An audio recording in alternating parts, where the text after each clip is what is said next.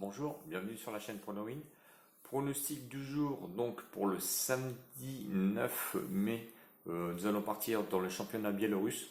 Volontairement, je n'ai pas pris de match en Corée du Sud. Je ne voyais pas de pronostic vraiment sûr, hein. J'ai voulu me tenter aujourd'hui, donc vendredi, oui, sur le match d'ouverture. Euh, Franchement, c'était vraiment pour vous donner un pronostic et pas de réussite parce que je voyais plus 1,5 but dans le match et du coup à juste 1-0 pour Jan Book. Donc du coup, volontairement, je vais aller que sur le championnat biélorusse. Mais même si, malgré l'ouverture du championnat sur les îles Féroé, où les cotes sont vraiment, on va dire, catastrophiques, hein, puisque les favoris sont à une cote de 1,07 ou 1,08, finalement, ça ne m'intéresse pas beaucoup. Donc si pour revenir au pronostic donc du vendredi, donc le premier match c'était en fait le match d'ouverture donc de Corée du Sud. Donc je voyais plus 1,5 but, donc du coup c'est pas passé parce qu'il y a eu 1-0. Sur le second match, c'était un face-à-face entre Sluk qui n'est pas passé non plus. Et je vous donnais ensuite contre le match Goradeja ou match nul, je vous disais avec plus 1,5 but. Donc c'était une cote à 3,25 et cette cote-là à 3,25 est passée. Donc j'espère que vous l'avez joué, hein. Pour les plus téméraires, j'avais proposé le combiné. Le combiné, lui, bah, évidemment, n'est pas passé parce que les deux premiers matchs ne sont pas passés, tout simplement. Donc j'essaie de vous faire plaisir. Je sais que dans vos commentaires, vous mettez souvent que je ne prends pas assez de risques et que vous êtes à la demande de combiner ou, on va dire, de score exact. Donc score exact, pour l'instant, je ne suis pas lancé.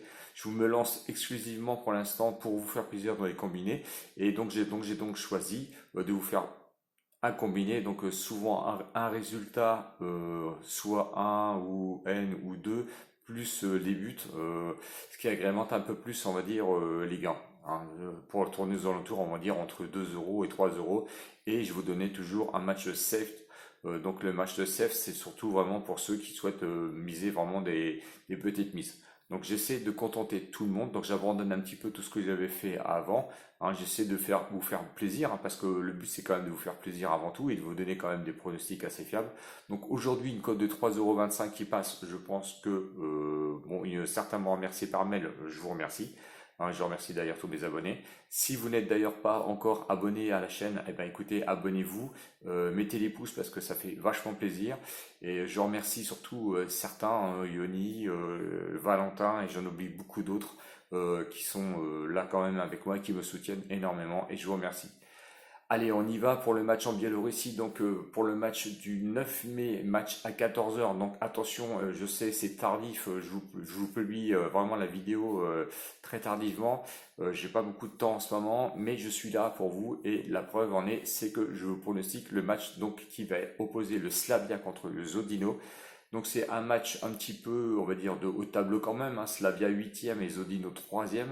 Qu'est-ce qu'on peut dire sur ces équipes? Donc on va dire que le Slavia n'est pas favori malgré qu'il soit à domicile. Il proposé une cote de 2,8, match nul à 3,20 € et le favori est le Zodino, bon, petit, on va dire favori entre parenthèses à 2,70 €. Donc je pense qu'il est favori dû à son dernier match récent contre le Minsk où ils ont été gagnés quand même 5-2. Euh, bon, moi j'ai pas trouvé qu'ils avaient été percutants sur ce match, hein. Moi j'ai surtout dit que j'avais surtout remercié le gardien du Minsk qui a été complètement passé un petit peu à travers. Bon, maintenant on va voir avec le Slavia, donc Slavia qui est quand même proposé à 2,8. Bon, on va dire que c'est un match en ballottage. Donc qu'est-ce qu'on peut dire à domicile du Slavia? Donc trois matchs évidemment, une victoire contre le Bet 2-1, ils ont fait ensuite chez eux, pardon, contre le RUC Brest, un match nul 0-0. Voilà, je ne arrête pas de vous le dire, hein, je crois bien à chaque semaine, je dis que le RUC Brest, attention, ils sont très dangereux.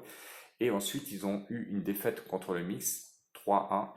Donc, on va dire que c'est très mitigé, on va dire, hein, victoire, nul et défaite. Bon, on va pas dire, je ne peux pas dire que c'est fiable, on va dire, à domicile pour une équipe 8e. On sait que le Slavia c'est un peu compliqué. En 2018, ils étaient en D2. Bon, comparé aux Odino qui me paraît un peu plus constant, on va dire, cette année, et peut-être la valeur un peu plus sûre, hein, parce qu'à l'extérieur, ils ont effectué 4 matchs. Hein. Donc leur premier match à l'extérieur, c'était contre Soligorsk 1-0. Ensuite, ils ont eu une défaite au Dynamo 2-0. Ils ont été faire quand même un match nul très intéressant, 0-0, parce que je pense qu'il faut tenir quand même le match nul là-bas au Bet, et c'est pas évident. Et leur dernier match, où ils ont gagné quand même 5-2 au FC Minsk, je pense que ça peut être quand même un match référence, hein, malgré tout, parce que on va dire que à domicile, le Slavia a perdu, pardon, 3-1 chez eux contre le Minsk. Donc je pense que le ballottage irait complètement, on va dire, sur l'effet boomerang un peu des derniers matchs en faveur du Zodino. Sur leur état de forme, on va dire, on va reprendre sur les 3 derniers matchs, et ben l'état de forme, on a commencé par une défaite à l'extérieur à Islok 2-1 pour le Slavia. Ensuite, ils ont encore enchaîné une défaite à domicile, donc sur ce fameux FC Minsk. Bon, c'était avant le match de coupe, donc est-ce qu'on peut retenir ce match-là en tant que match de référence? Pas sûr. Et ensuite, ils ont quand même été gagnés au Viteb 3-2 après le match de coupe, donc ils ont perdu. Donc ils sont vite remis on va dire, ils sont remis en forme. Attention parce que bon, ils rejouent à domicile. J'ai peur que les matchs du couple les avaient un petit peu préoccupés et que maintenant ils sont vraiment libérés. Donc attention parce qu'ils peuvent être quand même assez costauds en championnat. Bon, pour revenir aux Odino, sur leur état de forme, leurs 3 derniers matchs, 2 matchs nuls, une victoire. Donc quand même un match nul à l'extérieur, donc je vous le disais tout à l'heure contre le Bet 0-0. Un match nul à domicile contre le RUG Brest. Je pense qu'ils ont joué les deux équipes un peu, on va dire, les plus compliquées. Et ensuite, ils ont quand même gagné 5-2 à l'extérieur au FC Minsk. Je pense que quand même c'est assez costaud. Hein. Bon, je disais qu'ils n'avaient pas le rôle de favori, mais on va dire qu'à l'extérieur, ils restent quand même les plus dangereux. Hein, il faut quand même pas oublier aussi qu'au niveau des buteurs, ils ont le 5e meilleur buteur et le 14e, donc notamment avec 4 buts et l'autre 2 buts. Ça peut claquer, quoi. Ça peut claquer, notamment qu'au Slavia, et ben, ils sont pas si forts que ça au niveau du nombre de buts et ils ont que le 19e, on va dire, meilleur buteur. Donc, ça fait quand même pas mal de choses qui balancent en faveur du Zodino. Sur les confrontations de 2015 à 2019, donc il n'y a rien eu en 2018 parce que le Slavia ne figurait pas dans le D1. Et ben du coup, l'avantage va encore au Zodino. 6 victoires pour le Zodino, un match nul et une victoire seulement pour le Slavia. Bon, il faut toujours se méfier, hein, c'est le championnat biélorusse, évidemment.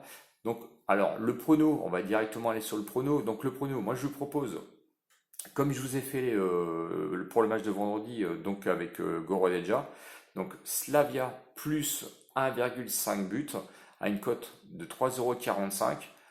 Et parce que bon, je ne vais pas changer le système de mise où je mets toujours 10 euros. Et le Zodino, que vous pouvez mettre aussi, plus 1,5 but à une cote de 3,30. Donc 5 euros de chaque côté. Vous mettez 5 euros sur le Slavia plus 1,5 but à 3,45 € et 5 euros sur le Zodino plus 1,5 but à 3,30 €. Donc si vous mettez 5 euros, ça vous fera 17,25 € d'un côté et 16,50 € de l'autre. Bon, après, chacun sa mise. Hein, si vous voulez mettre 10 euros, 100 euros, écoutez, faites attention. Ça peut être intéressant, hein, effectivement. Hein. Si vous multipliez la cote par 10, ça vous fait 34 euros d'un côté et on va dire 33 euros de l'autre. Et du côté safe, donc le safe, écoutez, je vous propose juste simplement plus 1,5 but dans le match à une cote de 1,30 €. Voilà, bon, à chacun sa mise, on va dire. Celui qui veut risquer un petit peu, donc je pense que le petit combiné victoire du Slavia ou du Zodino avec plus 1,5 but dans le match, je pense que ça peut être rentable. Et voilà, je pense que je vais m'arrêter là, puisque bon, je vous ai dit, hein, pas de Corée pour moi, et ni d'Iféroé, hein, parce que les cotes ne sont pas à notre faveur. Donc voilà, n'hésitez pas à mettre vos commentaires. Je vous remercie pour tout ce que vous mettez par mail ou effectivement directement sur la chaîne YouTube. Écoutez, bon match. Je suis toujours là à votre écoute si jamais vous avez besoin de me réorienter. Si vous voulez. Donc j'ai réfléchi. Hein, c'était Yoni, je crois, qui me demandait en fin de compte des scores exacts. J'y réfléchis. Là, j'essaie de vous proposer des plus grosses cotes de ce que je pouvais vous proposer avant. Donc, je me suis complètement remis en cause. Donc, des cotes quand même à 3,45 €, je pense que ça vous plaît. Dites-moi si ça vous plaît. On continue, on arrête ou on fait autre chose. Il n'y a pas de souci. Voilà. Allez, je vous laisse. Ciao, ciao les winners. À bientôt. Salut.